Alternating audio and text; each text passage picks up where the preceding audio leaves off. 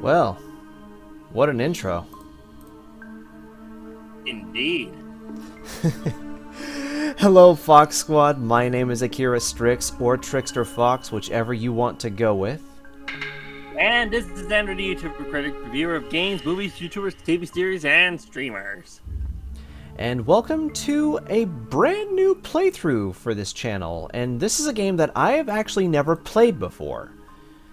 This is Blood Will Tell, Tezuka Osamu's Dororo, released in 2004 by Sega for the PlayStation 2. And if you're familiar at all with anything... Okay, let me rephrase.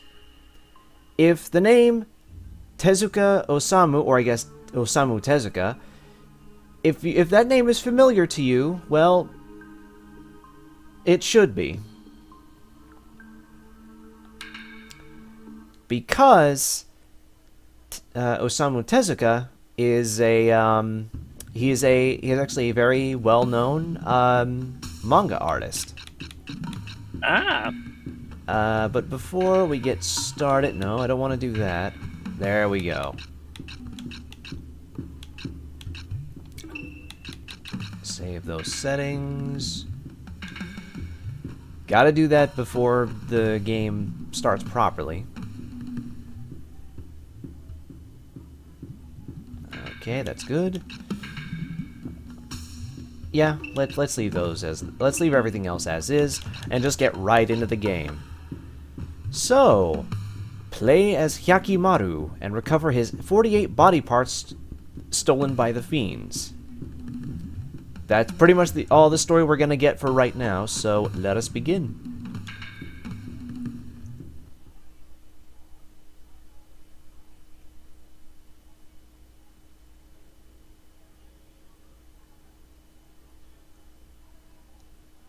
Loading. Oh, there we go. And of course, we gotta go through a tutorial first, because while this is basically a hack and slash game, from what I understand, very akin to something like Devil May Cry or God of War, it's not quite played the same way. I figured as much. Practice controlling Hyakkimaru by following Jukai's commands. We'll find out who Jukai is later. The tutorial will use the default control setting, which is what I have it set to. Note, the prologue will appear in black and white. There is no problem... Okay, this is pretty funny. There is no problem with your TV, the software, or with your PlayStation 2 console. Because, yeah, the game starts off in... Move with the left analog stick, not with the directional button. Okay, Jukai. I assume that's who's talking to us. Notice, it has blades for arms. Yes. Good. Well done, Hyakkimaru. Move with the left analog stick while holding down the L1 button. This will allow you to strafe from side to side. Use it to avoid exposing your back to your enemy. Press the L1 button to center the camera in the direction you are facing. Jump with the X button. Yes, very good, Hyakkimaru. Now try pressing the X button one more time while in mid-jump. Well done. That was an excellent double jump. Now for battle practice. The square button does a light attack, and the triangle button does a heavy attack.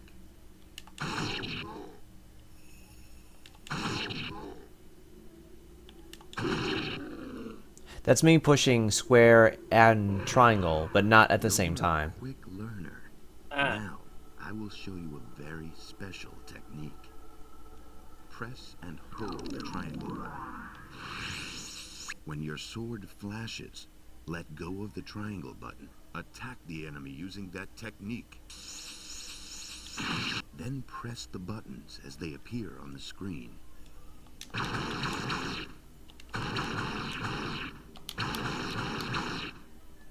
Once the enemy's health has been depleted, press the triangle button.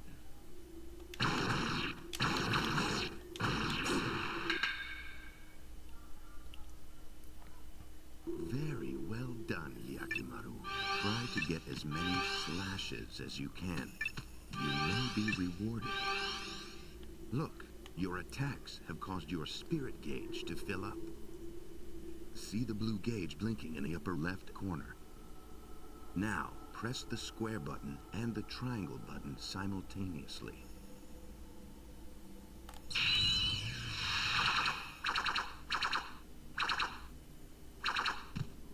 Excellent. Ooh. You have successfully performed a spirit attack. You will be able to learn more spirit attacks by finding spirit scrolls. Press the L2 button to change weapons. See how the weapon in your hand changed? Try attacking with that sword. Excellent swordsmanship. There are many other kinds of swords. Be sure to try each one at least once. Now, press the L2 button to return to using your sword arm.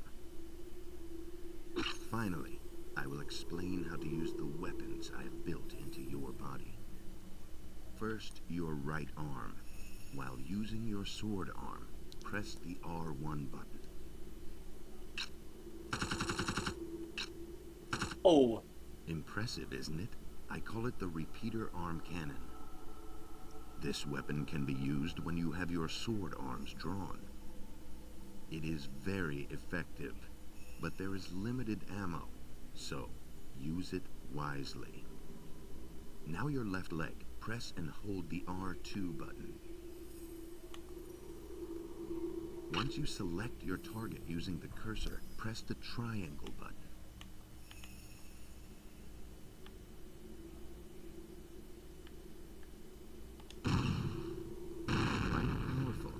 Hey, Hyakkimaru.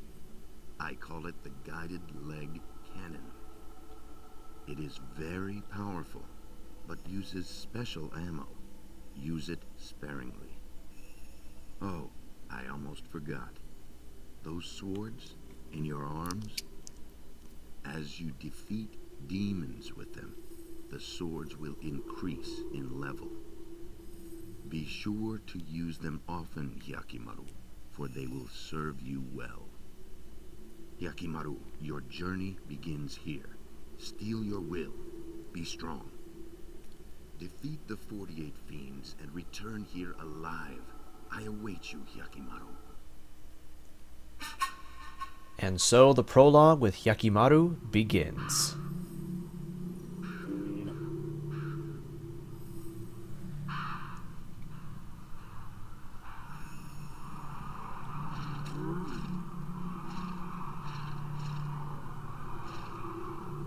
Damn demons.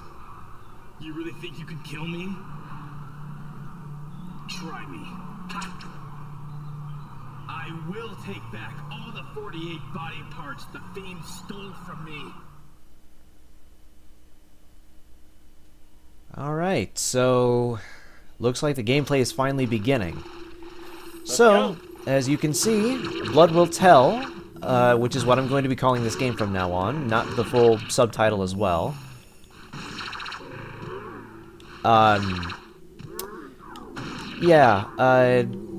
So some things you might notice.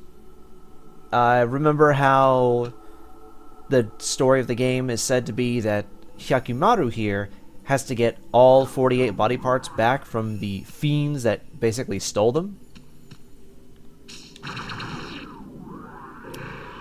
Well, there's a reason for that, and if you remember, I said that this story, I believe, was based on... Actually, I think this story was based on a manga of the same name, or something like that, and it was written by a man by the name of Osamu Tezuka. If that name is familiar to you, it is the same guy who also made Astro Boy. Whoa. That's a flash from the past. I don't think I remember it all that well. Like, I remember the OG Astro Boy. I don't think most people nowadays think about that CGI film that came out back in 2007, I believe? I think 2009. Let me check. And also got some bullets that I clearly don't need because I didn't use the repeater arm cannon, or basically the minigun arm, as it were, because that's essentially what it is. 2009. Yeah. Yeah, and then that was supposed to get like a sequel, but I don't think that ever happened. Because it bombed at the box office. Ah, yeah, such a shame.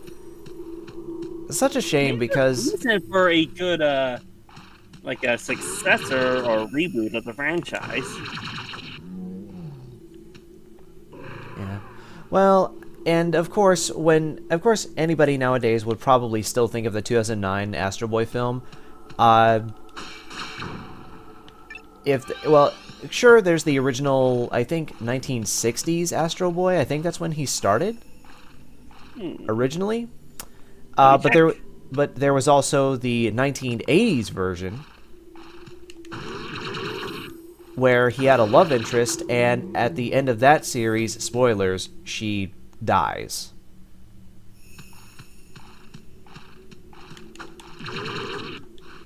But also there was a 2003 anime based on Astro Boy as well. Or about Astro Boy, I should say. And that was the one that I was familiar with. There was a 2003 anime series surrounding Astro Boy. Yeah, and I know that because that version of what was the doctor's name? Not the doctor with the big nose, but the one who is Astro's father. I can't remember his name. Dr. Tenma. There we go. Or Professor Tenma or something like that. Yeah, Dr. Tenma. Yeah, and Dr. Tenma in the 2003 anime, I want to say, was voiced by 8-Ball from Full Metal Jacket. Dorian. Also, done a little digging. The first adaptation of Astro Boy wasn't actually an anime. Yeah, it was a manga originally, and then I meant like the first adaptation that came from the manga. Oh, well, what about it? In 1959, an adaptation of Astro Boy came out and tokusatsu form, known as Mighty Atom. Ah, okay. Okay, 1959. I was close. Yeah, 4 years later is when the anime series came out. Okay, so like 1960. Okay, 4 years after that, so 1963. Oh yeah, that was the same year that Disney released Sword in the Stone, if I remember correctly. Double checking, just in case. Yeah, 1963. Yeah. But there are things you might notice about Hyakkimaru. Like, yeah, you can see that the whole area is not in color. It is in black and white. And that is an intentional thing. We kind of went over that earlier. Yeah. But there's something else that you might notice right off the bat. I'll show you in this next cutscene coming up here.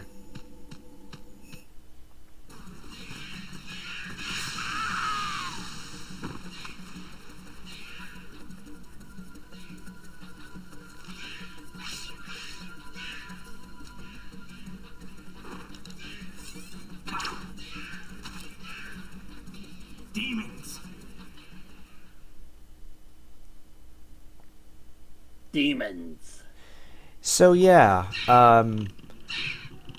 annihilation battle. Yeah, basically we just gotta defeat like a certain wave of enemies, and then it'll let us move on and explore a little bit. This game is pretty linear, and it's not the hardest hack and slash in the world. I mean, thank God, because that means anybody can pick up and play it, but not many people did, I imagine, simply because this was a PS2 exclusive. Level up. Yeah, and there are some very slight RPG elements as well. You can level up the sword arms, as well as the other mode that the tutorial let me use. And you also get a ton of different swords. Now, in terms of presentation, they don't change much. but it doesn't change much in terms of the looks or anything. But the different swords do have different attributes. Build.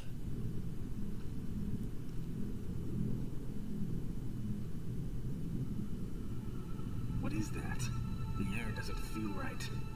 I am half expecting Naraku to pop out.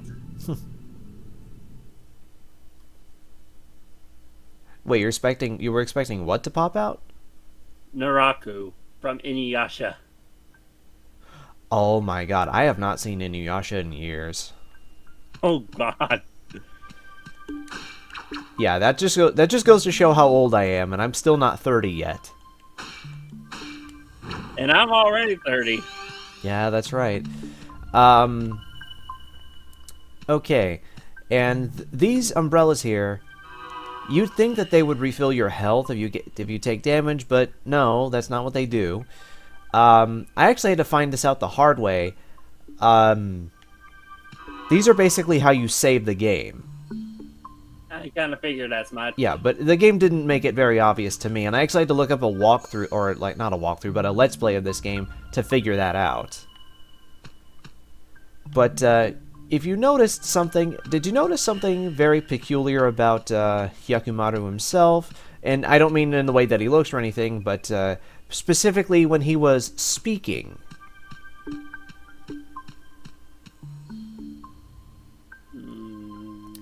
His voice sounded kind of a little distorted, didn't it?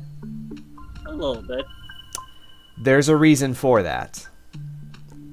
Remember the point of the game is for him to get his body parts back? Yeah. What's the first thing you'd think that he needs to get back? His vocal cords?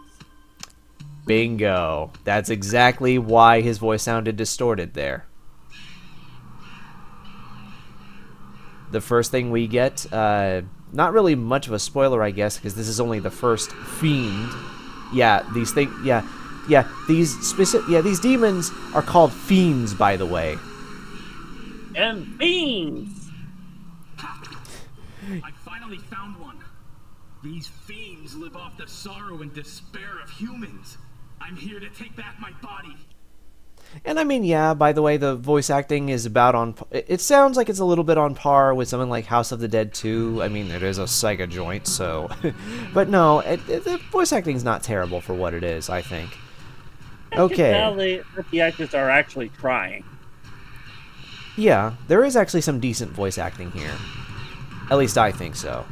So there's the boss camera that I can switch on and off because by pressing down, believe it or not, on the right analog stick. Because you cannot move the camera around normally by just moving the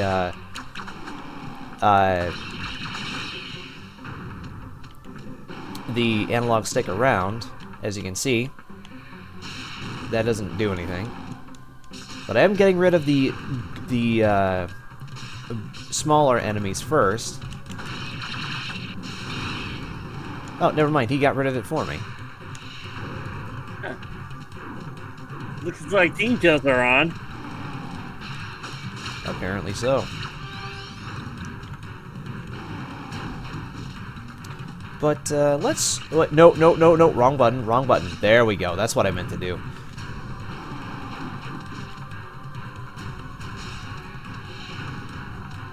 And actually, no, you know what? The point is to show off the actual sword arms.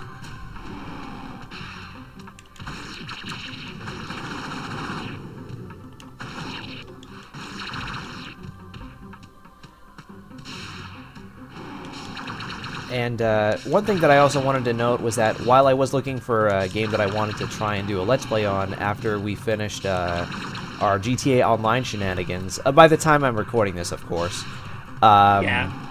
there were some other candidates that I wanted to try out. Like I was gonna try Dark Cloud, which is a game that I do own physically as well.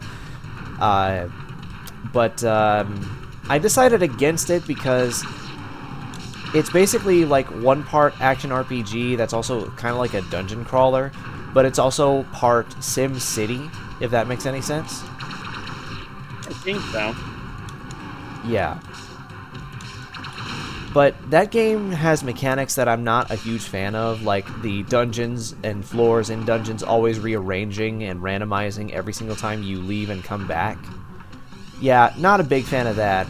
And the weapon durability system. Yeah, long before Breath of the Wild and Tears of the Kingdom did it.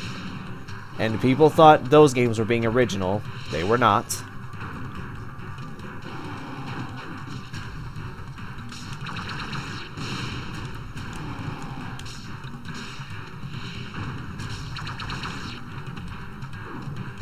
And I think what I'm going to do for the playthrough is just 2 chapters at a time.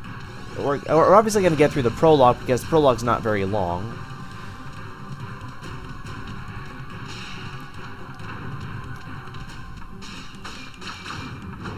There we go. And yes, rice balls are your health.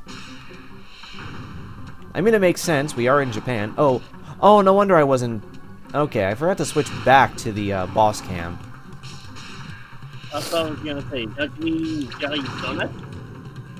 Yeah, because this is the closest we get to a lock-on. It's not exactly like a Soulsborne-like game. Not even in that sense, but then again, it's not anywhere near as punishing as those games can be. Indeed.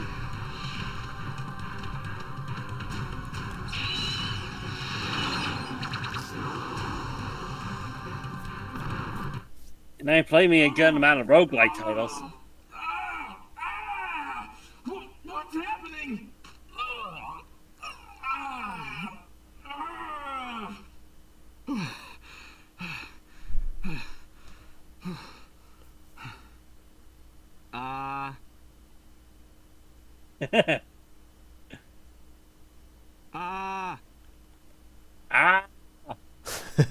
My voice. It's my own voice. Yes, it is. I got my voice back.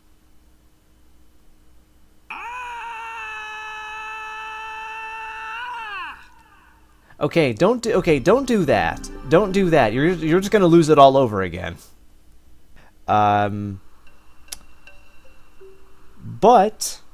I think we might have an idea of who the antagonist of the game is. And considering this is a Osamu Tezuka story, it's kind of going back to Astro Boy again. But, nonetheless, we will save for the time being. We're not ending the part. I can save the game here. Yeah, see, now we know that, the game, that these are save points. The question is, how do we save the game? Because my first instinct was to push either circle or basically any of the face buttons. Nope. What you're supposed to do is when you're in this glowing circle, you have to pause the game and go here to save. Which I will do right now. Okay. Now we can get back to the game. But still, very strange way to save the game. Bullets that I'm not going to use, at least not for the time being. And a cannon ammo that I won't use either. More bullets.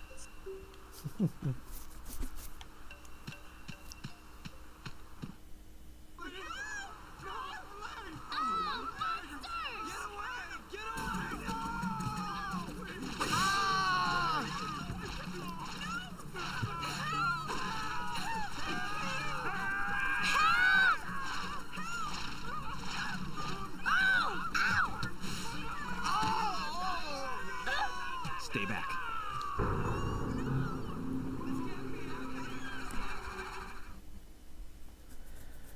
Alright, looks like we got a job to do.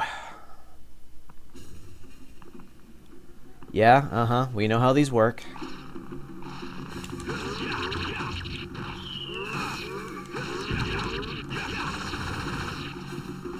Now, just a bit of a warning, I would not recommend using these sword arms every single time for every single enemy. Like, it's usually good for the smaller enemies like these guys, Yeah. because considering that you can still level them up, but I would recommend the other sword mode that I can use with L2. I would suggest using those for something like either bigger enemies or boss fights in general, which even though I know I didn't do, but the game is still pretty beatable without it. I've killed all the demons. My arm? It's fake. Let's not go telling everyone about this, okay?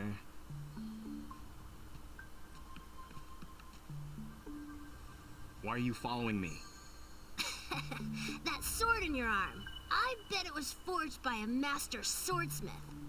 I don't know. Maybe it was. It works good enough for me. I thought so. You mind if I take it? Take it? You? Don't make me laugh. Kid, you couldn't even if you wanted to. It's already part of his body. You're gonna have to take him with you if you really want to take that sword.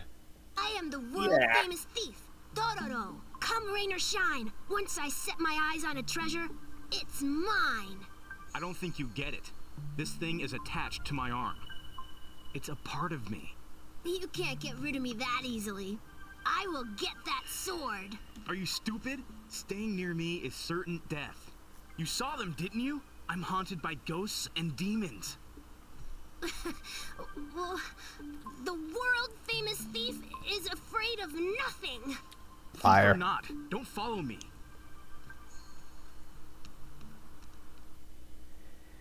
So yeah, you heard him right.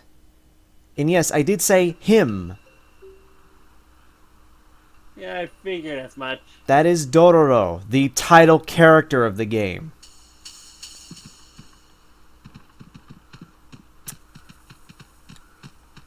Although he is not the protagonist, or I guess he's a protagonist, but not the protagonist. Uh-oh.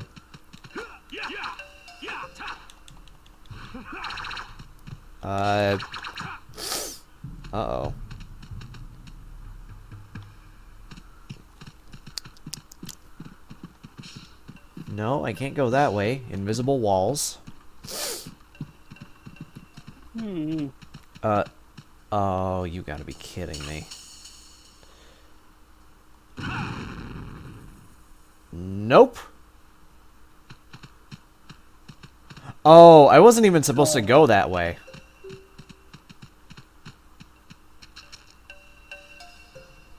Hello, what is that? A sword. Wait, how does that work? Equipment. Sparrow's flight. Worn blade? And it's weaker than the unmarked blade that I apparently started with. That's the other sword mode where Hyakkimaru uses his fake arms, by the way. I figured. Used over many years, its edge is nicked and worn. Though blunt, it is still better than nothing. I'll try it. I'll just try it out this once, but not right away. I still need to level up at least one of my sword arms to level 3 before I do that. I don't know if you can level up the other swords that you collect, but the sword arms are definitely where most of the leveling up will go. My sword arms have leveled up. Oh, that's new.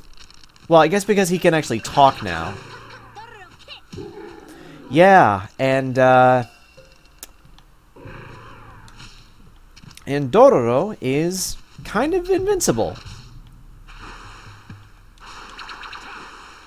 He, yes, this is still technically sort of an escort mission most of the time, but,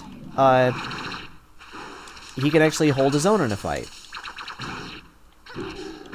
Like some other escort missions. Yeah. I'm looking over at you, Resident Evil. You're talking 4 specifically? Yes. Yeah, fair enough. Although to be fair, like if Ashley has like the knight's armor, it's easier by comparison. Sword arms have leveled up. Yes, they have.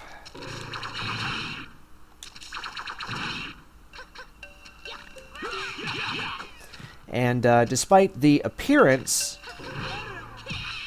and well, thanks for stealing my kill, dude.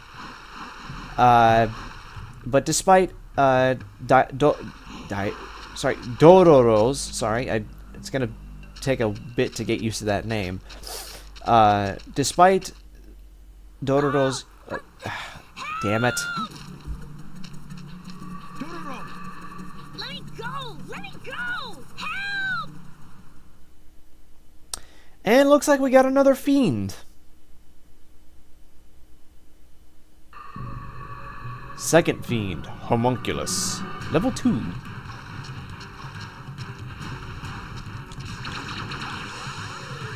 But like I was saying, despite Dororo's appearance, even though Dororo's just a kid, and the way that Dororo sounds when they talk,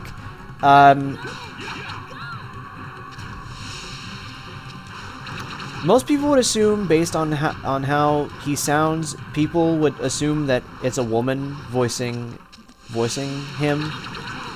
No, actually not the case. They actually got an actual boy to voice him.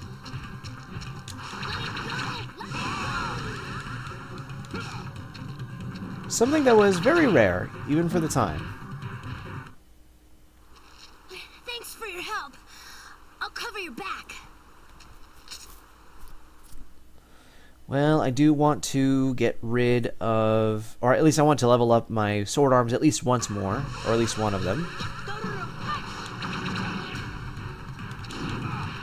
You know, before the thing kills me.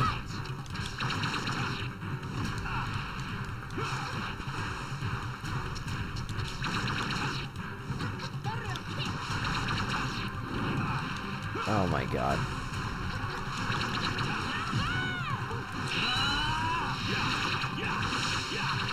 No, Hyakkimaru! Well, okay, you did mostly get it. Oh, and apparently I get some back, some spirit gauge back? No, wrong one. I keep forgetting it's not that one.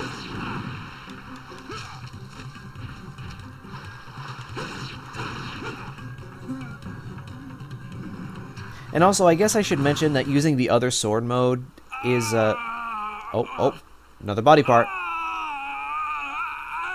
My eye! Whoa!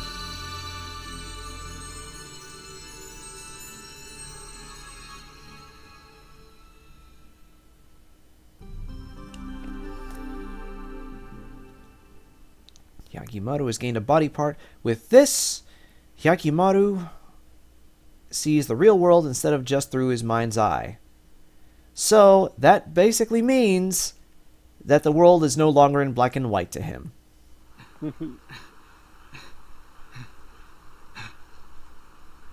Surprisingly, very colorful. I'm alright with it, though. I can see. I can see through my left eye.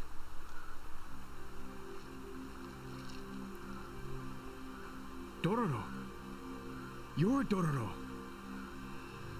Your voice is a little annoying, but you're a cuter kid than I thought. Hey, is that your eye? Go ahead. Pick it up.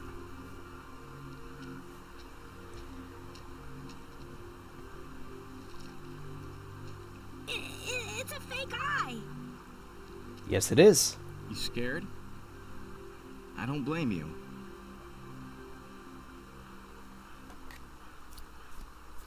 When I was a baby, I was found floating in the river in a barrel.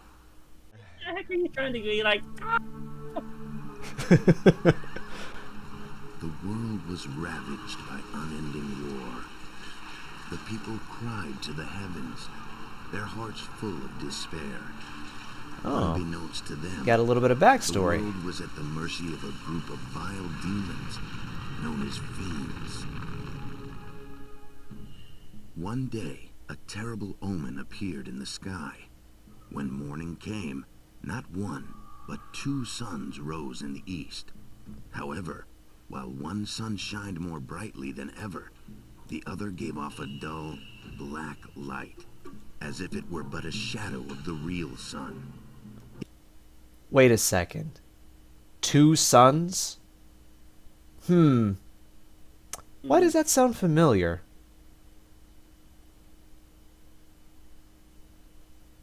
Don't worry, I paused the emulation. That's why it's not moving. I figured as much as my brain is trying to think. My first thought is going to Devil May Cry. Okay, that not what I was thinking, but I kind of didn't know about that.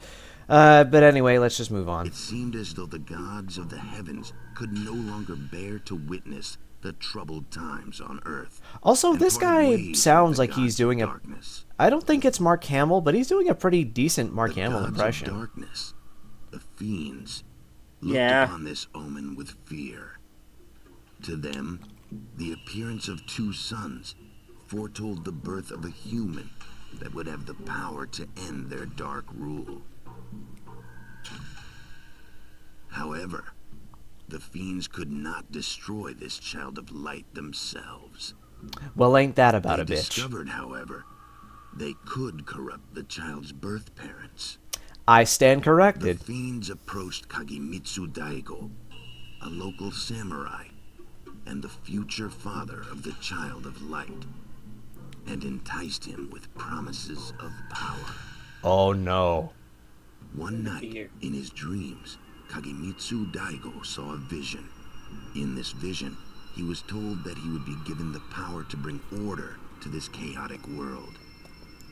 Daigo, thinking that he had received a vision from the heavens, gathered all his courage and ventured to the temple called the Gates of Hell alone. As Daigo stood there, surrounded by the possessed statues of the 48 fiends, he was told that the price of his power would be his firstborn child. The sudden demand threw Daigo into a panic. Heightened by the echoing laughter of the fiends, his mind began to twist, and Daigo's reason and judgment failed him at last. He signed the contract. A few days later, Daigo's child was born. This was much to the surprise of Daigo himself, as he had expected the fiends would lay claim to his child. Daigo dared to allow himself to feel a moment of joy and relief. I think I might know who the child is supposed to be. Maybe. But that moment proved to be short-lived. Shadows gathered over the newborn, wrapping themselves around its tiny body. A voice sounded from within the shadows. The body of your son now belongs to the 48 fiends. As promised, you shall be granted the power to bring order to this pitiful world.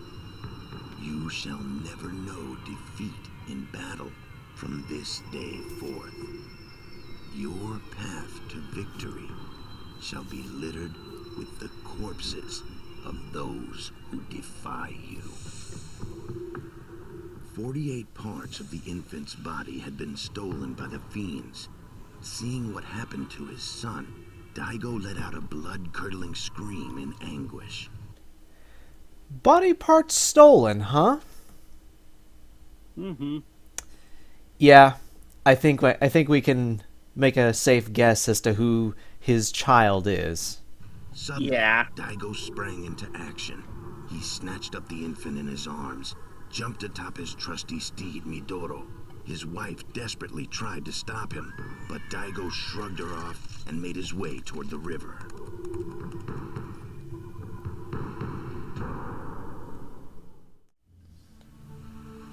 Oh, flashback time. Having returned from his studies in China, the physician Jukai had been gathering herbs near the river. To his surprise, he came upon a barrel floating by, carrying in it a tiny infant. Perhaps it was his medical training that urged him to save the child, or perhaps it was human instinct, but Jukai did not hesitate but for a second before he rescued the child from the barrel. Yet upon examining the child, he was at a loss for words, for he did not know any medicines that could help this cursed infant. However, as Jukai fed the child, he watched the infant sip at its porridge. He felt its burning desire to live and decided to raise the child as his own. So basically, this guy is the Dr. O'Shea of the game. If we're, since we're drawing Astro Boy More connections. Astro Boy connections. Yeah.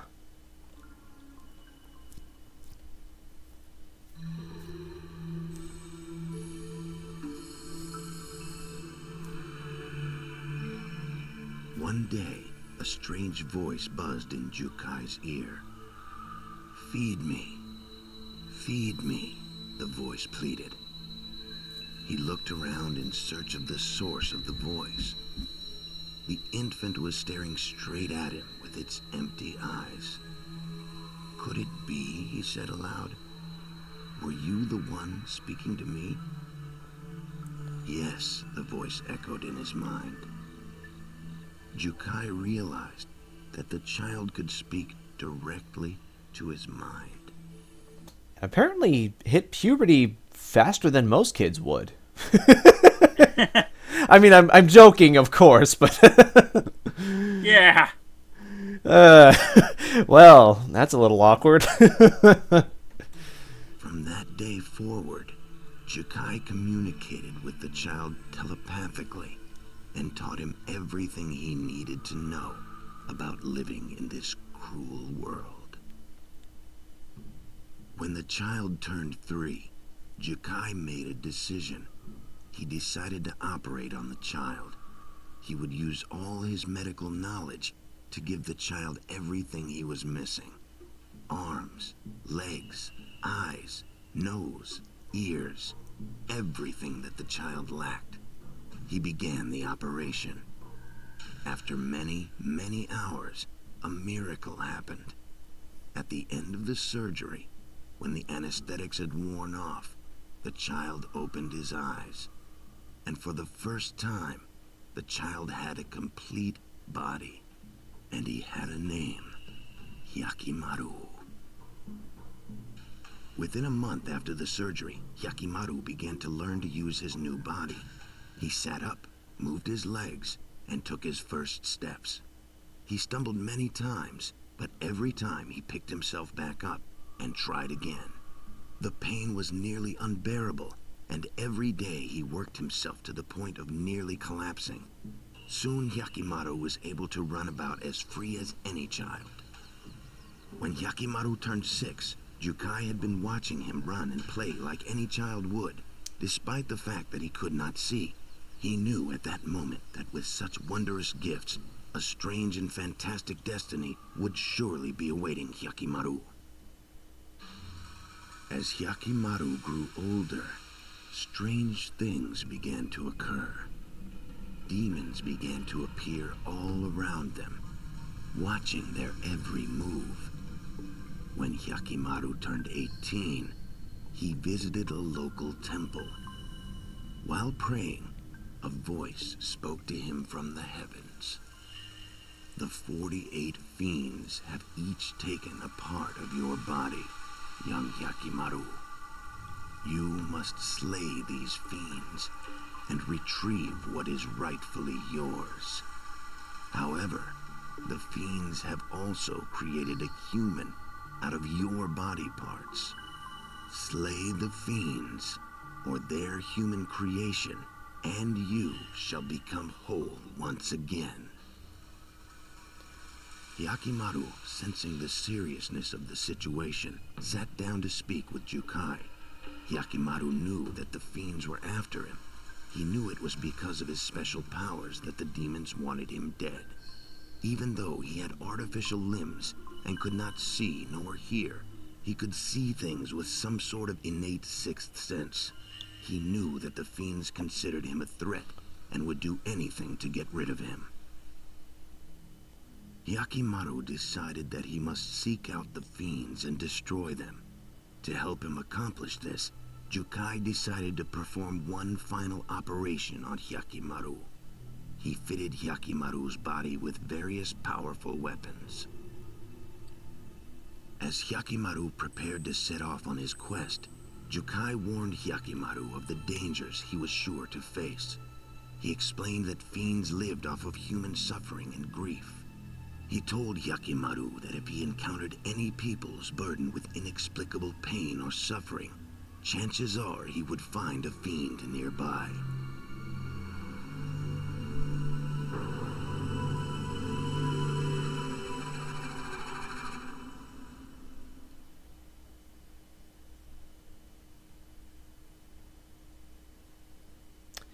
Okay, so we kind of have an even better idea of what happened to Hyakkimaru as a child, or as a little infant, when he was tossed aside by his apparently evil, quote-unquote, father, who we might see near the end of the game, but I'm not holding my breath if there's a twist ending or anything like that. I doubt there is. But then again, I'm speaking as somebody who has not beaten the game. Again, this is my actually my very first time playing this game.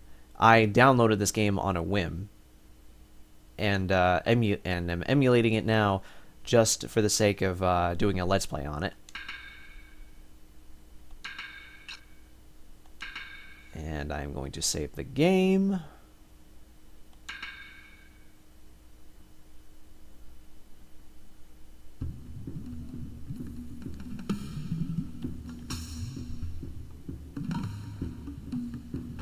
And actually, you know what? I think that whole thing was the prologue. Mm-hmm. And I am thinking that we've gone on long enough as it is, because we've been recording for almost an hour, so I think it's good to just call it now. End it here. Yeah. And next time on Blood Will Tell, we will get through Chapter 1 and see what that's all about. So, thank you very much for sticking with us, Fox Squad. I, of course, have been Akira Strix, or Trickster Fox, whichever you want to go with. And this is Andrew, the YouTuber, great reviewer of games, movies, YouTubers, TV series, and trends. And remember, if you make a deal with demons, especially 48 of them, yeah, make sure you pay that 48 ways. Oh, and by the way, making fiends.